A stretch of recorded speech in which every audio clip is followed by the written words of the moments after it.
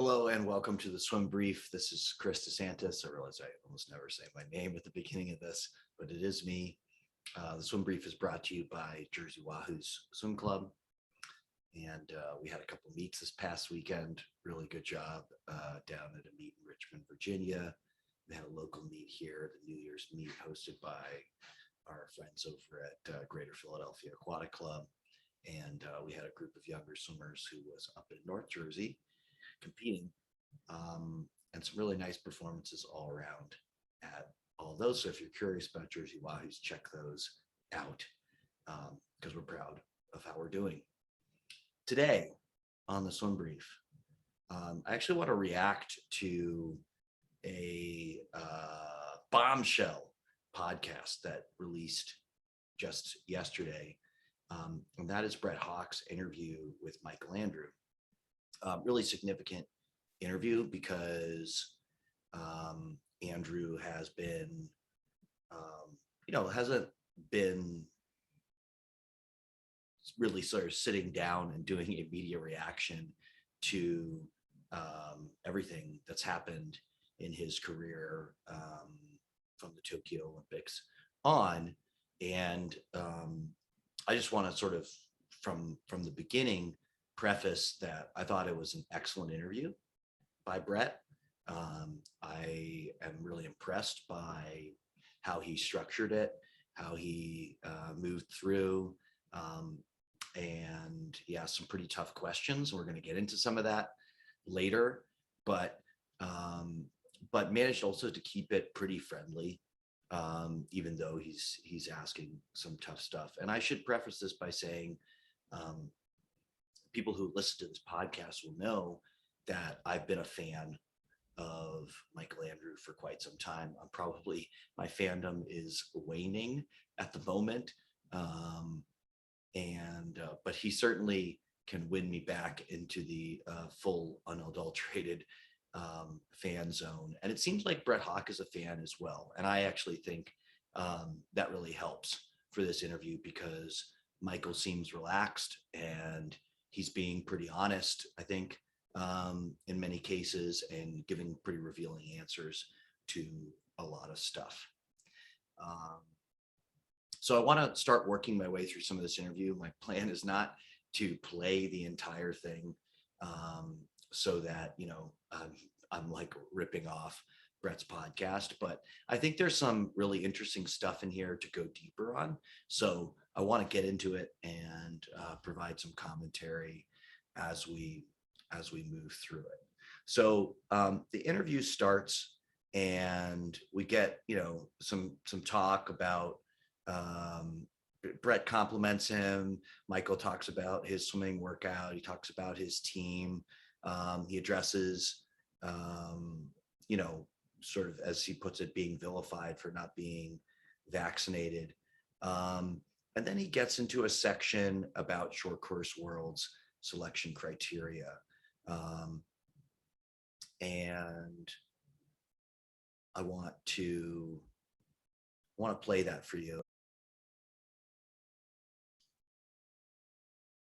Okay, so I want to cue up this piece here, and we're going to get into Michael's answer where he's talking about getting chosen for the short course worlds team. When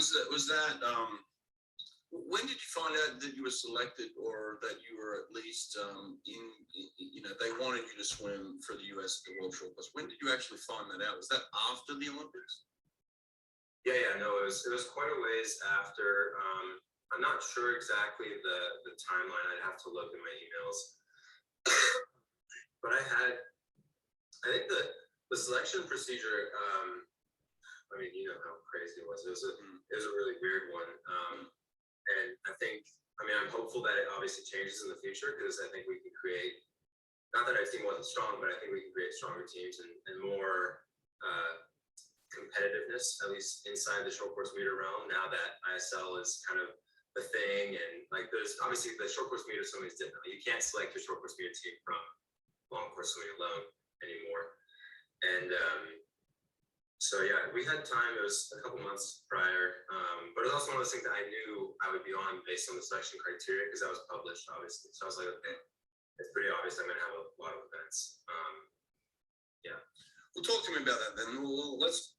So just want to highlight here. I mean, it doesn't say it in this clip, but earlier in the video, he talks about the fact that he actually went 14 weeks by his own estimation after the Olympics without training. And I think what I want to highlight is, there was a lot of furor earlier in the year when Coleman Stewart was not selected, despite the fact that he had broken a short course world record. And we covered on this podcast that the winning time at the world short course was actually slower than Coleman Stewart had swum a number of times. And so by his own admission, you have a swimmer that has been selected for this meet that in reality he was not ready to compete effectively. And that showed because his, again, by his own admission, his performance was pretty dismal at the World Short Course Championships. So, if there wasn't already sort of a blaring alarm going off that this selection procedure needs to be fixed, I hope it is now. And one suggestion that I would make that could really help in this situation is some sort of proof of fitness. This is a pretty common selection procedure idea. Mainly, you see it in a lot of smaller countries where they may be selecting swimmers well in advance of a meet. They may be selecting swimmers like, sometimes they'll have a meet one summer and they'll qualify for the next summer. So it could be 12 months from when swimmers qualify to when they can compete again. And you want some sort of idea that the swimmer in question is continuing to train and compete at a very close level to the level that they had when they qualified for the meet. So mandating that, it's fine on a certain level if you would like to give this as a present to our best swimmers from an Olympic year. But I would urge USA Swimming to consider putting in some sort of requirement that they swim within, a certain realm of their best performances in short course meters, that they show the fitness in short course, not in long course, before a short course championship, or they can be replaced with, the fastest swimmer with the fastest time by X date or whatever, to give themselves the flexibility to, when somebody who goes to the Olympics and goes, gosh, what I really need after the Olympics is some time off, that they don't just get selected for the meet. And then we end up with swimmers who are not ready to compete at that meet, whereas swimmers who definitely have shown that they're ready to compete there are sort of sitting at home watching. So I think this is really important. And there's a number of pieces within this interview. And I know like people who listen to me go like, oh, you're going to address all the USA Swimming stuff. And I will talk about the call room incident that Michael Andrew talks about later. I don't want to get into what else happened at Short Course Worlds, because I think listening to this, Michael Andrews' description of it, I'm still a little bit unclear to me what exactly happened in that situation. And of course, USA Swimming, will never probably say anything about it. So unfortunately, we'll just sort of not know what happened there. But I think that, and we'll get into some of this stuff later. I want to talk. He has some nice breakdowns of his races, and he also addresses. I said, Brett's asking some tough questions. He also addresses some of the vaccine stuff, so we're going to get into that in a second as well. I want to highlight the portion where he's talking about his breaststroke form, because I think there is some interesting stuff in there.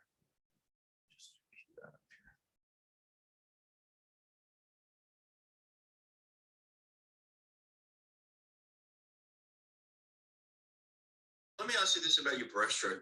I mean, I saw a picture of you, and it was a freeze frame, obviously. But your leg, I've seen it. And they're just going to play an ad here in the background. Of course, I guess I need YouTube Plus. We'll just skip through that.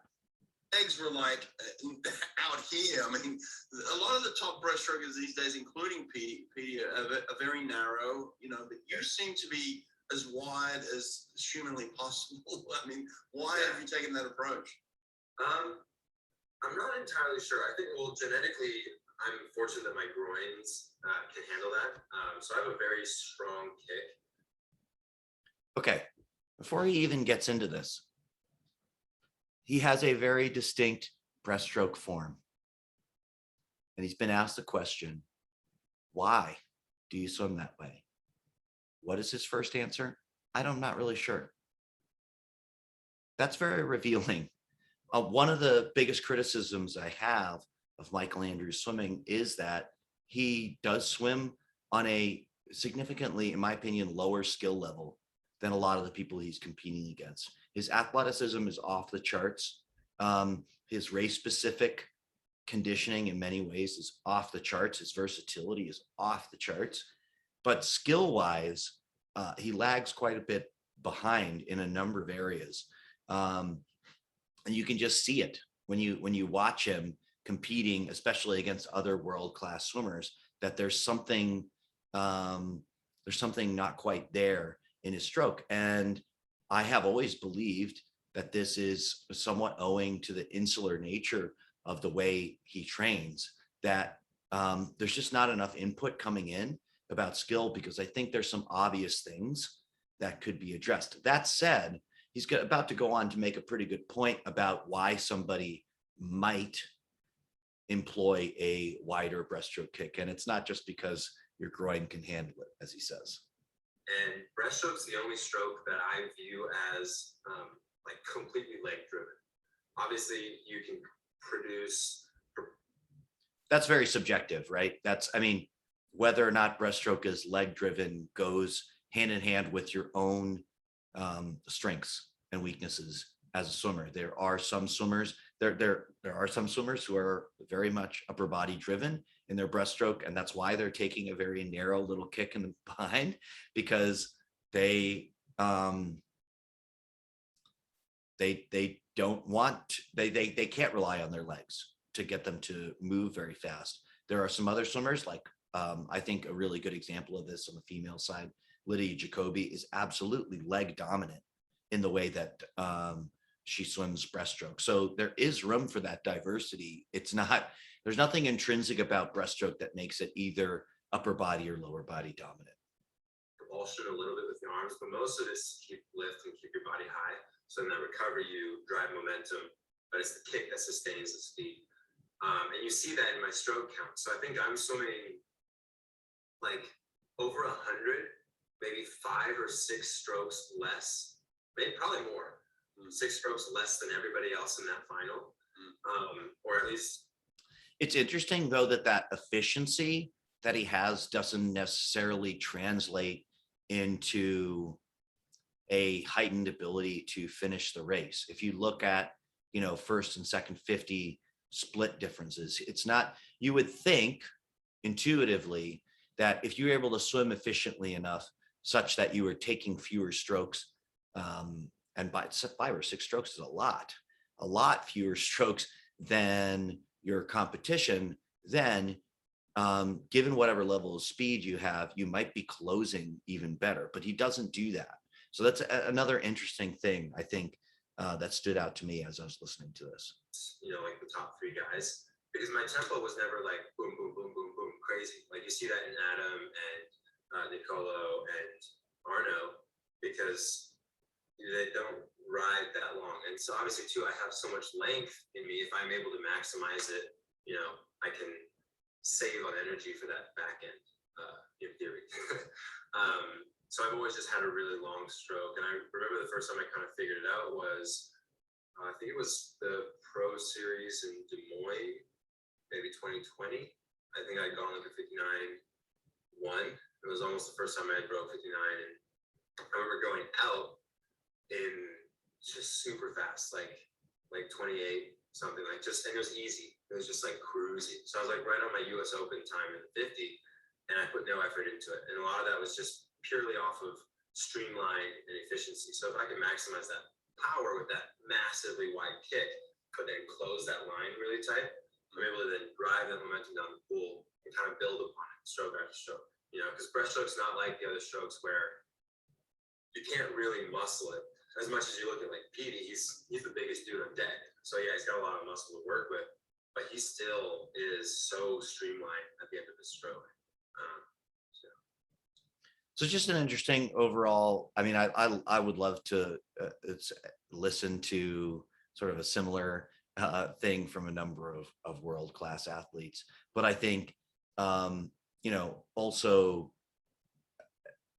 I would hope for Michael Andrew that he gets some better instruction on how to swim these strokes, because I don't get the sense that the skill deficiency that I referenced earlier is owing to some inability to swim with a lot more skill.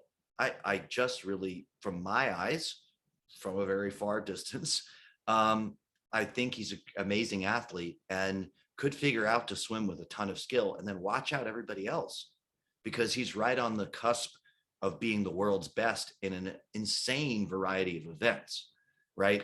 So it's very, very tantalizing, all of this.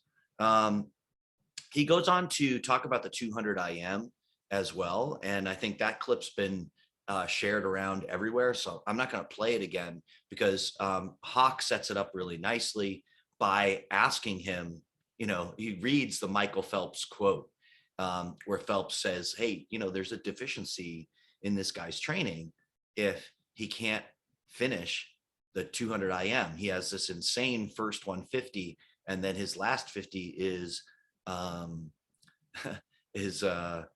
insanely bad in comparison to the rest of that, and it is holding him back, and it did ended up really holding him back in the Olympic final. I mean, overall, he just had a poorer swim, but certainly psychologically, it's got to be really hard to employ a strategy where you have to be way out in front, because that last lap, people are going to be beating you by 2-3 seconds. And if you can't match that, close with a big enough lead, then you're just going to watch everybody swim right by you. And I think he has a really nice conversation in here talking about how he bargained with his parents, his mom specifically, to never have to swim the 400 IM again. I think any swimmer can relate to that if you don't like racing the 400 IM or 200s of stroke. Was another thing that he seemed to want his way out of at a relatively young age. But I think it's quite important that, first off, that he's had the realization that that was a mistake, is what I heard in this podcast. And that to me is a really big positive, because I think from a developmental perspective, regardless of age, it's a mistake if you're going to try to swim, this variety of events, but you're also going to sort of close yourself off to the ancillary events from all of them. Not that necessarily he needs to, train for everything in equal measure, but it is absolutely worth trying to have a decent 400 IM if you want to be the best 200 IMer in the world. And the reasoning for that is I think twofold. There is a physiological component in it where just training very specifically for the race, I think it raises the ceiling on how well you can perform. And you can see from, like, for instance, the performance he put up at trials in the 200 IM 155 low, the ceiling got really, really high. But not training, not doing sort of some swimming cross training in terms of events, I do think makes it hard to replicate your highest end performance. And I talked about this on another podcast before. If you want to look back and check out where I discuss different kinds of training systems. But I think this is reflected in USRPT as well.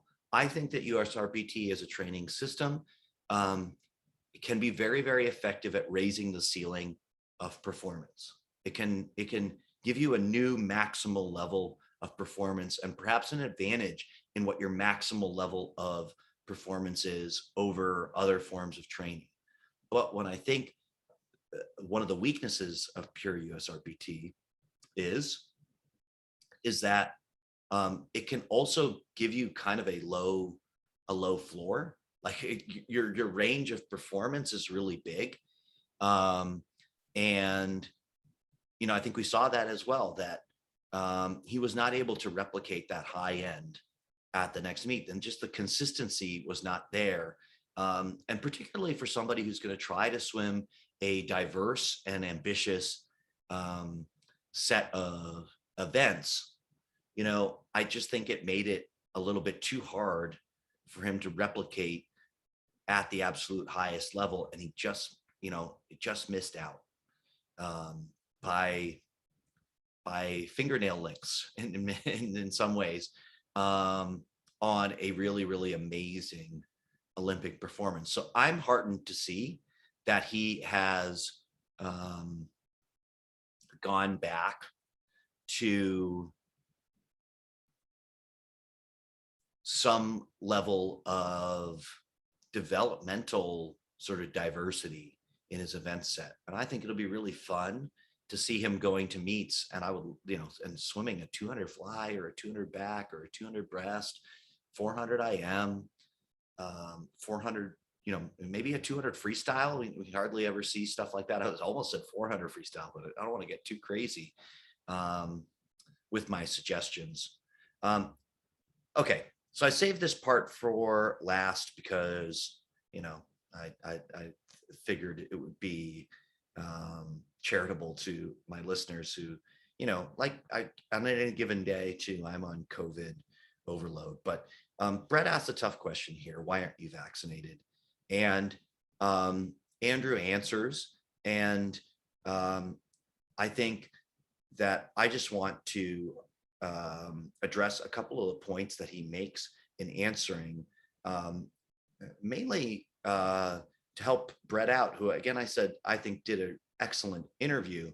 But fact checking some of the stuff that Andrew said in real time is something that even the best sort of interviewing journalists might not be able to do. So I'm here a day later to sort of sweep up and talk about some of the answers that he gave. I'll play this part.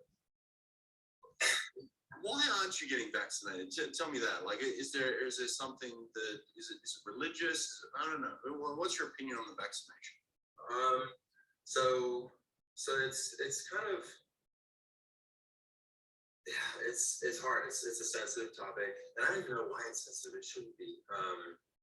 But there's a religious aspect to it. Obviously, with the way that the vaccine came about, certain testing protocols on unborn fetuses and things like that. I'm not. Okay, I had actually never heard this before listening to this interview.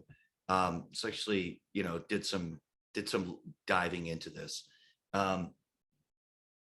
What I think Andrew is referencing here is not in fact that the mRNA vaccines from Pfizer and Moderna were tested on aborted fetuses, but they were tested using cell lines developed from aborted fetuses in the 1970s. And you may say, like, hey, that's a really pedantic distinction, but I think to many people it might be important to know that, you know, they weren't harvesting fetus they weren't harvesting abortion cells, I guess, to produce these vaccines. And by the way, many of the household medications that you take on a daily basis have been tested using these fetal cell lines. So the curious follow-up I would have is whether or not Michael Andrews uses Motrin, Benadryl,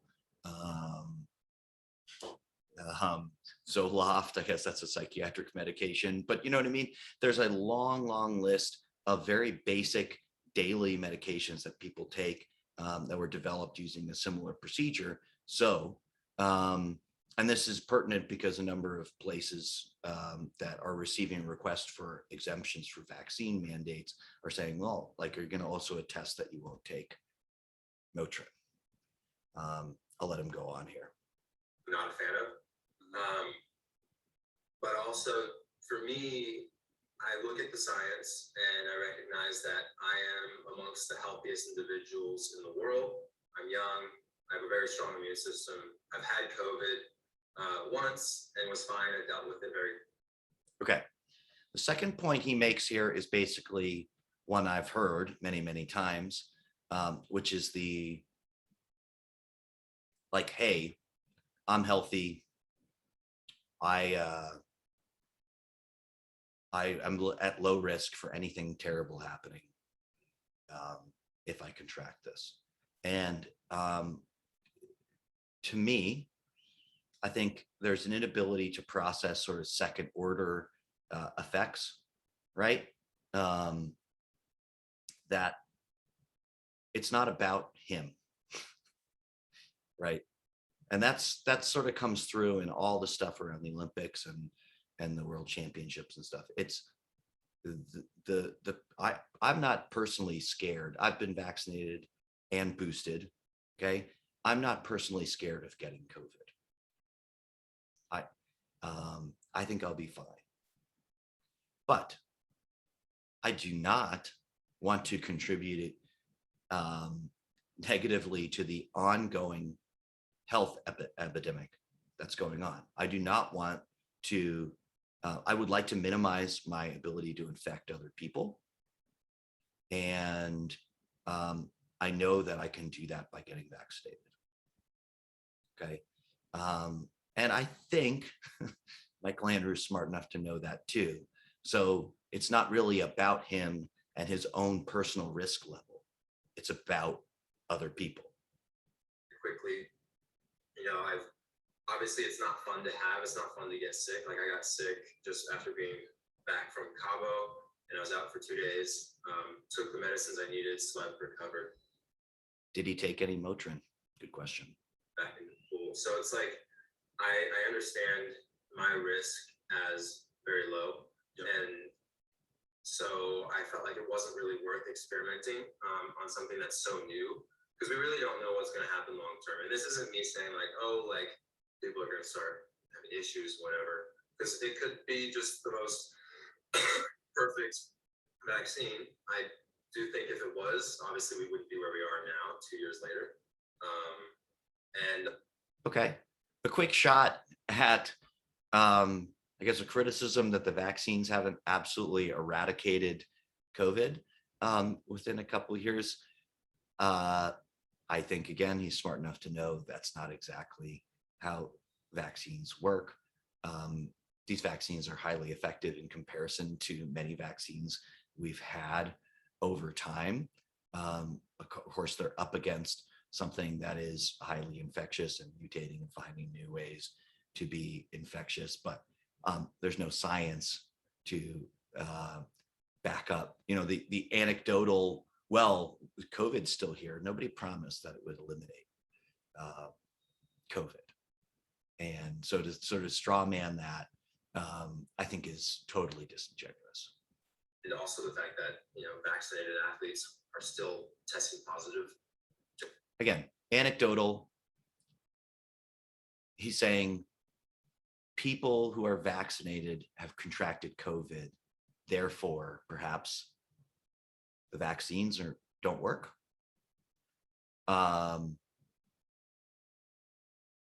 It's just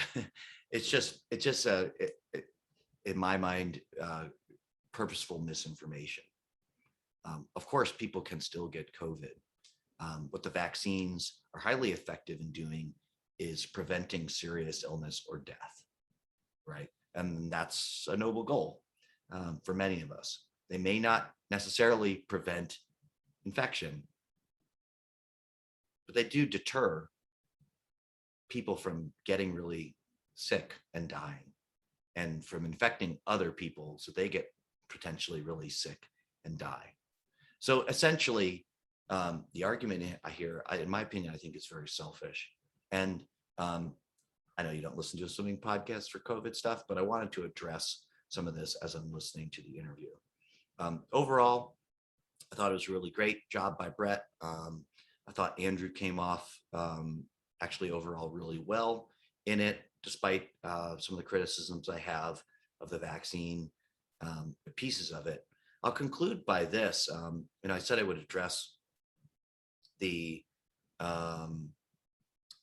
USA Swimming manager that Andrew says confronted him over having a Bible verse on his mask. Totally agree with Andrew and Brett. I'm not a religious person myself, but I think it's totally inappropriate for somebody to do that.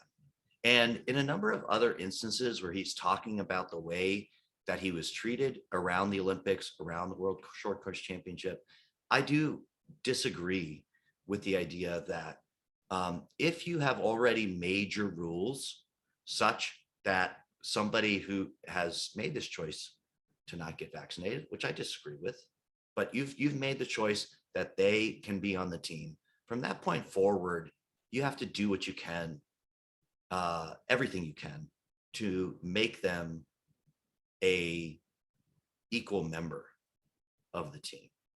And I don't see that in this respect, that they didn't have the courage to say, like, hey, you get vaccinated or you don't come.